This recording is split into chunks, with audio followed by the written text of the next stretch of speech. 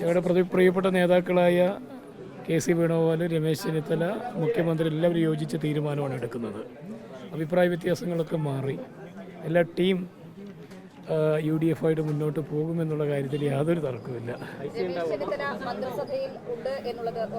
തീർച്ചയായിട്ടും അദ്ദേഹം സീനിയർ നേതാവ് എന്ന നിലയ്ക്ക് മന്ത്രിസഭയിൽ ആവശ്യമാണ്. കേരളത്തിൻ്റെ പൈതൃകവും കൾച്ചറൊക്കെ അറിയുന്ന ധീരനായ നേതാവാണ് രമേശ് ചെന്നിത്തല. അല്ല, അത് പാർട്ടിയാണ് തീരുമാനമെടുക്കേണ്ടത്. പാർട്ടി തീരുമാനം എടുത്താൽ ഉണ്ടാകും, അത്രയേ ഉള്ളൂ. അല്ല, അതറിയില്ല, ലിസ്റ്റൊക്കെ അവരല്ലേ. എന്തോ ഉണ്ടോ? തീർച്ചയായിട്ടും പോസിറ്റീവ്, ഇതുവരെ പോസിറ്റീവായിട്ടാണ് പോകുന്നത്. മറ്റ് അഭിപ്രായ വ്യത്യാസങ്ങളൊന്നും ഇവിടെയില്ല. അറിയില്ല, നേതാക്കളില്ല, അവരുടെ ഹൈക്കമാൻഡിൻ്റെ പ്രതിനിധികളെ കൂടിയുണ്ട്.